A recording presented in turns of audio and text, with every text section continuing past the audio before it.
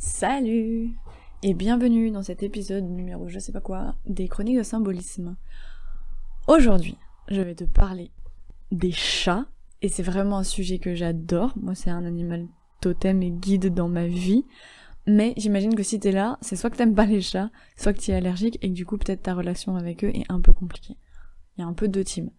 Il y a les gens qui sont allergiques aux chats et qui détestent les chats, et les gens qui sont allergiques aux chats mais qui adorent les chats et qui du coup sont pas super ok avec leurs allergies. Comme d'habitude, je vais t'inviter à regarder l'épisode 0, spécialement la partie sur les phobies, pour t'expliquer comment ça fonctionne, sinon il se peut que cet épisode-là il ait pas énormément de sens pour toi, ou que tu comprennes pas les liens que je fais et que tu te dises elle sort ça d'où alors que je te jure qu'il y a une logique derrière.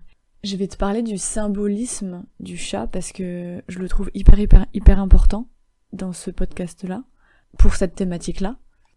Et puis je vais te donner des exemples de ce que j'ai eu moi en thérapie avec mes clients. J'ai eu une agréable surprise en faisant des recherches, parce que pour ces podcasts-là, je fais de la recherche bibliographique, je me base pas que sur mes expériences perso et pro. Et je suis arrivée à la même conclusion que l'une des femmes qui a travaillé sur la symbolique, c'est Marie-Louise von Franz, qui est une psychologue qui a clairement établi les bases de la psychologie analytique. Donc c'est cool. Ok, on commence par le symbolisme. Je pense que je vais faire un peu des ping-pong entre le symbolisme et les expériences que j'ai eues, j'espère que ce sera audible quand même. Alors du coup, je me suis basée sur différents ouvrages comme d'habitude, mais pour celui-là, je me suis beaucoup basée sur le dictionnaire des symboles, réflexion sur les images archétypales. Je suis pas toujours fan de ce qui est écrit dedans, mais là je le trouve ultra juste, ou alors c'est juste parce qu'il me donne raison et du coup je l'ai trouvé cool, c'est possible aussi. Mais en tout cas, je trouvais que ça avait vachement de sens par rapport à ce que moi j'observe en thérapie, parce que les gens viennent souvent me voir pour les allergies aux chats. C'est vraiment quelque chose que j'ai beaucoup vu, mais c'est aussi un sujet qui est hyper complexe, donc c'est pas trop un sujet baguette magique. C'est rare que, autant des fois j'ai des résultats vraiment en une séance qui sont hyper impressionnants et qui durent dans le temps, autant pour l'allergie des chats, moins, parce que c'est assez compliqué. Alors, le chat il a fasciné depuis vraiment super longtemps. Déjà chez les Égyptiens, en fait, le chat, il est à la parfaite jonction entre le sauvage et le domestiqué. C'est-à-dire qu'il sait se sociabiliser, mais il reste hyper sauvage, hyper indépendant. Il y a plusieurs gens qui ont travaillé là-dessus qui font mention du fait que en fait, le chat a été domestiqué, mais selon ses dires à lui. C'est-à-dire que c'est quand même lui qui a contrôlé sa domestication, parce qu'il est très territorial, et parce que c'est un peu compliqué de faire ce que tu veux à un chat. Essaye de dresser un chat, c'est possible, il y a des choses qui sont possibles de faire, mais c'est beaucoup plus compliqué que de dresser un chien, par exemple. Les chats sont énigmatiques. Les Égyptiens, eux, ils avaient le dieu Ré, qui est un dieu solaire, qui pouvait se manifester sous la forme d'un chat féroce, et qui était capable de tuer d'un seul coup de patte Apophis, qui était le serpent du chaos primordial. Donc c'est pas rien, tu vois, le fait de buter le chaos primordial en un seul coup de griffe, parce que le chat, il est rapide, il est précis, il est fulgurant, il reste sauvage et il peut être très agressif. Et il y a cette image-là d'efficacité et de rapidité qui va pouvoir revenir pour ton allergie. Dans les monastères bouddhistes, ils protègent les textes sacrés des souris. C'est assez... là, je te parle pas de métaphorique ou de psychologique ou quoi que ce soit, c'est juste que les souris, elles rongent le papier, c'était chiant. Les chats chassent les souris, du coup c'était beaucoup plus simple. C'est dur à dire, les chats chassent les souris. Vas-y, essaye pour voir.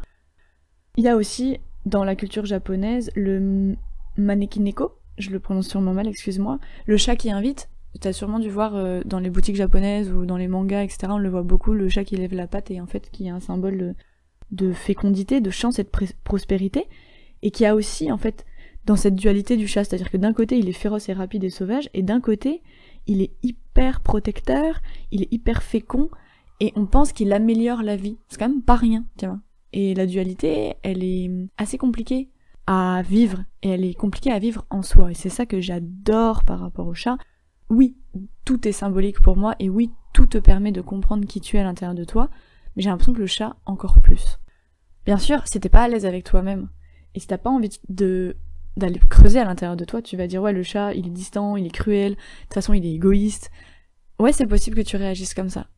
C'est possible, mais, et désolé de te le dire, tu viens pas parce que c'est sympa de m'écouter, tu viens parce que t'as besoin des vérités sur toi-même, et voilà une vérité sur toi-même. Si tu trouves que le chat est égoïste, t'es pas du tout, mais alors pas du tout ok avec le fait de prendre soin de toi et de te prioriser dans la vie. Très certainement que t'as le syndrome du sauveur et que c'est compliqué pour toi de te mettre en priorité dans ta vie. Je dis pas que c'est grave, je dis pas que c'est mal, je dis juste qu'il va falloir, à un moment donné ça va être un problème et il va falloir que tu te penches sur ce problème parce que tu es la priorité numéro 1 de ta vie. Et penser à soi, et mettre ses limites, et dire non, ce n'est pas de la méchanceté, c'est de l'amour pour soi-même. Là, je vais mettre ma casquette de féministe et te parler d'un sujet qui m'énerve et en même temps qui me fait sourire. Le chat, on l'a associé au diable dans beaucoup de cultures parce qu'on l'a associé aux sorcières. Spécialement le chat noir, qui est censé porter malheur si tu le vois, parce qu'il est très loyal. Le chat noir, on dit, ou remarqué dans l'Antiquité en tout cas, je sais pas du tout si tu peux faire ce constat aujourd'hui, mais on disait qu'il tombait malade et qu'il mourait en même temps que son maître. Et du coup, il avait un super lien de loyauté envers son maître, là où les chats sont connus pour être indépendants. Donc c'était genre, comment ça se fait que le chat noir, il est comme ça. Et comme il a été associé aux sorcières, c'était genre, ouais, ok, en fait, il est loyal parce que les sorcières, c'est le diable, et du coup, le chat, ça doit être aussi le diable, et c'est pour ça que ça matche bien entre eux, tu vois. Le chat, il a été associé autant aux femmes qu'au diable, et autant aux sorcières qu'au diable. Et c'est là où le lien est super intéressant, et je te parle de féminisme. Parce que, malheureusement, on a fait un lien entre les deux, en fait. C'est-à-dire que toi, en tant que femme de l'Antiquité, je te parle de l'Antiquité juste pour dire à l'époque, d'antan, mais vraiment je peux remonter des Égyptiens aux Grecs, aux Romains, au Moyen-Âge. T'étais censée être obéissante, modeste, et dans la rectitude, tu vois. Alors que le chat, lui, c'est un animal de la nuit, il va baiser dans les rues en faisant un bruit pas possible, tout le monde sait quand ils sont en rue, et il réveille tout le monde. Et puis on l'associe à une espèce de voleur d'âme, d'enfants, ou de morts, comme le chat est capable de sentir, tu sais, ça c'est un fait scientifique qu'on a aujourd'hui, mais comme le chat est capable de sentir la fièvre, souvent ils sentaient quand les gens allaient mourir, donc ils vont se poser vers les morts, et ils accompagnent les morts, souvent, et du coup, on pensait que c'était leur faute si les gens mouraient, donc ils ont été diabolisés, alors que non, en fait. Mais, et c'est là où je te spoil un peu comment tu peux sortir de ton allergie, si c'est ton cas à toi, mais le chat, ça peut vraiment être un médiateur, en fait, entre le monde extérieur et ton monde à toi. C'est-à-dire que le chat, il a ce qu'on appelle un tapis brillant qui tapisse sa rétine, parce que c'est un félin, tous les félins ont ça, et en fait ça permet de concentrer tous les rayons lumineux disponibles.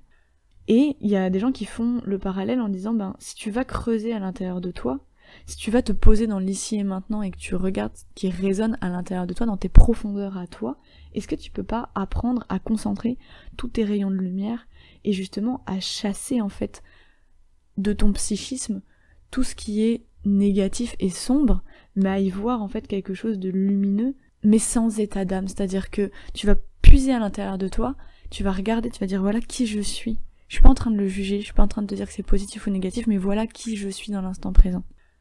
Ça va être un peu aussi, tu vois, la base de la CNV, de ok, là, tout de suite, maintenant, voilà ce qui m'agite, voilà qui je suis, voilà de quoi j'ai besoin. Et je te demande pas d'être d'accord avec ça. Je te dis juste que je suis comme ça à l'instant T. C'est pas sujet à débat, c'est juste qui je suis. Donc, ton avis, tes jugements, tes oui mais, ça c'est non, c'est juste, ok, voilà, je suis comme ça. Le chat, il vient réveiller ça, et c'est compliqué pour beaucoup de personnes. Du coup, je te parlais de Marie-Louise von Franz, c'est dur à dire ça aussi. Elle dit que le chat, il symbolise l'indépendance et l'égoïsme. Et que du coup, en fait, l'exemple de son comportement serait un remède à l'angoisse de vivre. Et je suis totalement d'accord avec elle, mais vraiment totalement d'accord avec elle. Parce que voilà ce que j'ai observé. J'ai observé que la plupart des gens qui sont allergiques au chat, je vais dire, moi c'est la totalité des gens que j'ai accompagnés, mais comme j'ai pas accompagné tout le monde, je vais quand même dire la majorité des cas, ce sont des personnes qui ne sont pas du tout ok avec leur indépendance. Elles sont soit ultra indépendantes, alors que tu devrais être interdépendant en tant qu'être humain parce que tu as besoin des autres, ou alors elles sont complètement dépendantes sur plein de sujets, que ce soit le financier, le matériel. Par exemple, j'ai vu beaucoup de femmes être allergiques au chat qui étaient coincées dans des situations pendant des années avec leur mari parce que c'est eux qui avaient les finances en fait, et qui du coup étaient coincées. Et j'ai vu aussi un nombre incalculable de personnes déclencher une allergie au chat le jour où ils quittaient le foyer familial. Et ça, je trouve ça hyper intéressant. Ça peut être adolescent quand t'es parti faire tes études, ou ça peut être plus tard, ou ça peut être quand tu t'es marié. Mais il y avait un délire de je prends mon indépendance, je vis par moi-même. Je ne vis pas sous les dictats de ma famille ou de la société, mais je prends mon indépendance et je deviens moi-même. C'est un pas hyper important de l'adolescence, de la construction de soi-même, de voilà qui je suis. Et du coup c'est cool de voir, enfin c'est cool, non c'est la loose, mais c'est cool de voir que tu réagis avec le chat parce que c'est pas ok pour toi de faire ça. Parce que c'est compliqué, bien sûr c'est compliqué, de s'affirmer et de se détacher de toutes les injonctions et tout, c'est super dur.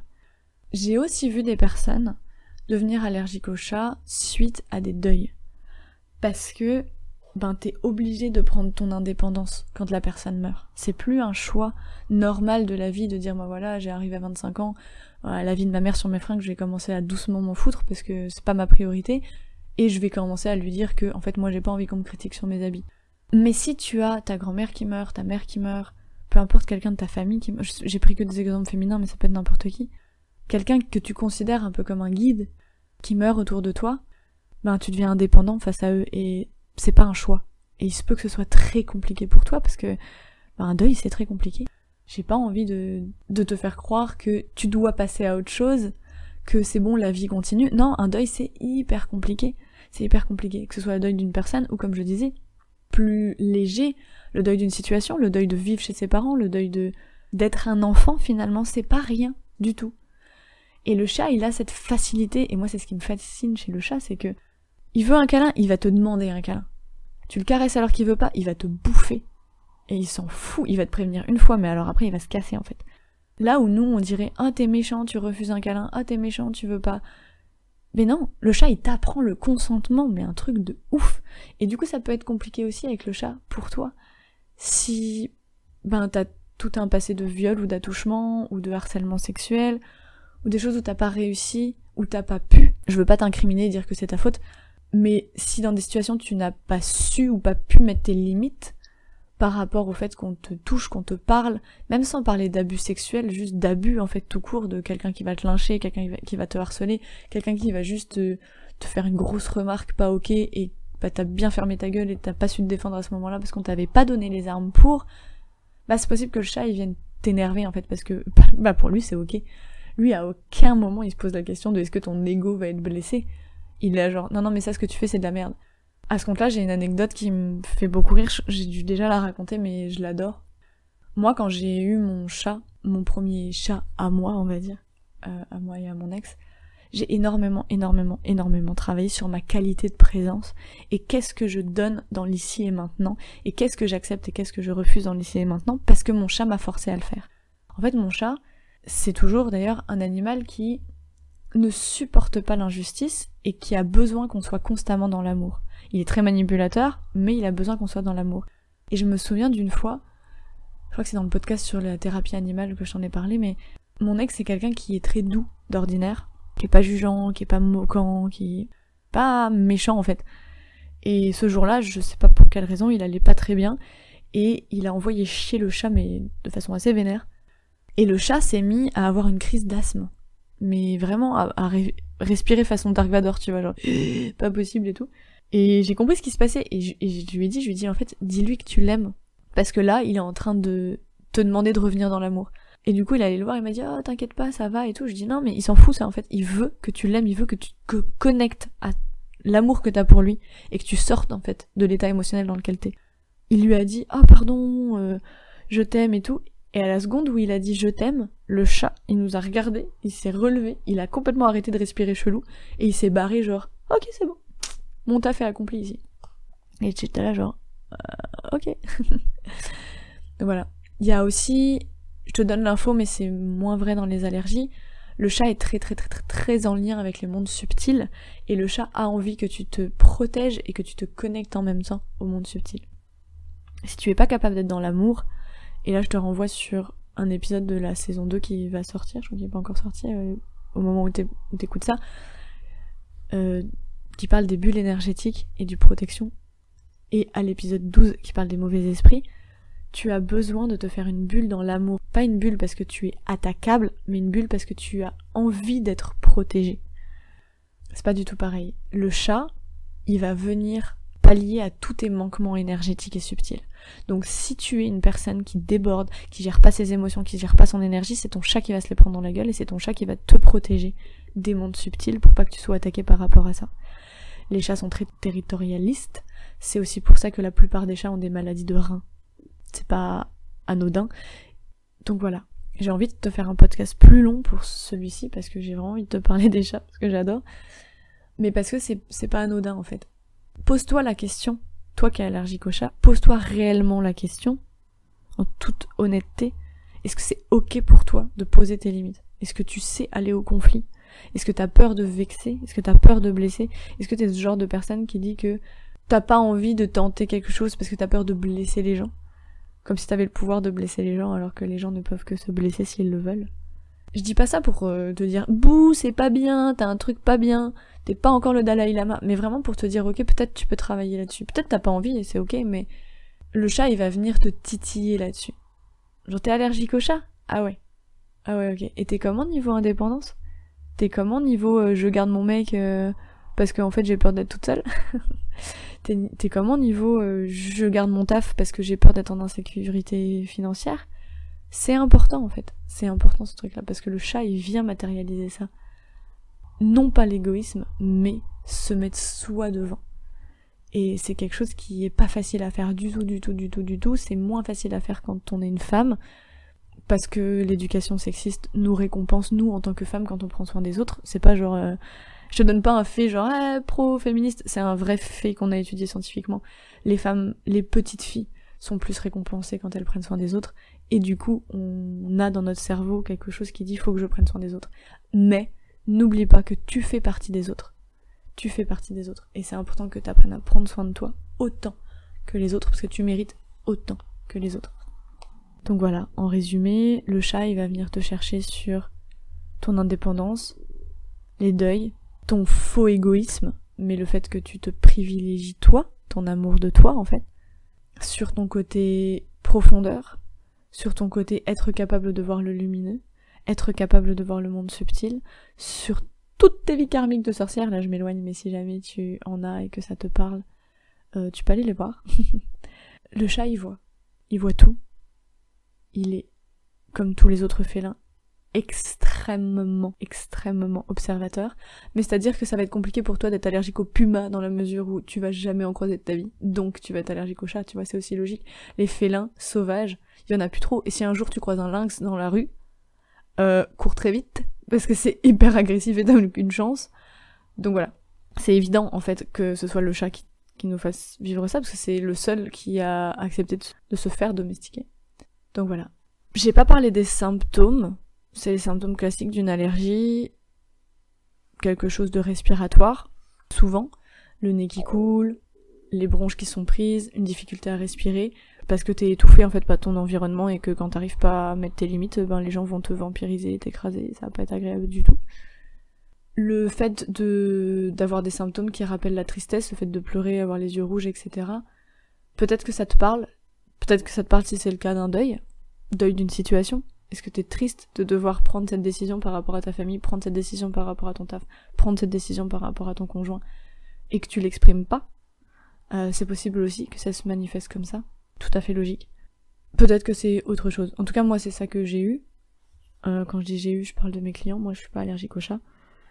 Donc voilà, j'espère que ça t'a permis d'y voir un peu plus clair sur l'allergie au chat.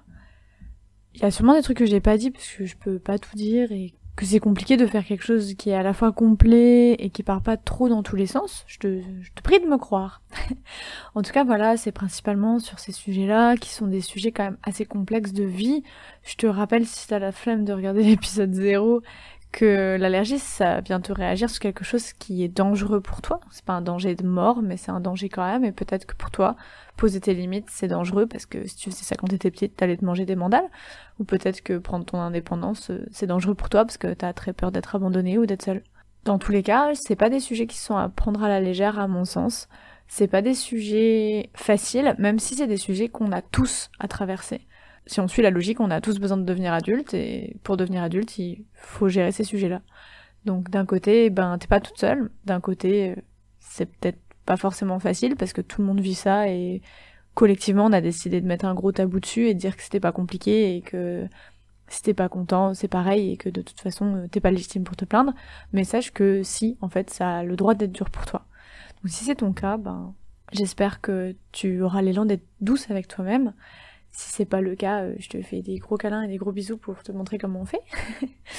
Si jamais t'as envie d'aller creuser le sujet, je t'invite à me contacter pour prendre rendez-vous, moi ou un autre thérapeute, j'imagine qu'il y en a plein d'autres qui font ça. En attendant, je te remercie de m'avoir écouté. Je te laisse commenter ou partager et me faire tes retours. Sache que c'est hyper important pour moi tes retours. Si tu veux contribuer à ce que je fais, sachant que ça me demande pas mal de temps et que c'est gratuit et que t'as pas envie de payer, tu peux aussi partager publiquement ou commenter et aider ces vidéos à être vues. C'est aussi comme ça que tu peux faire un petit geste pour moi.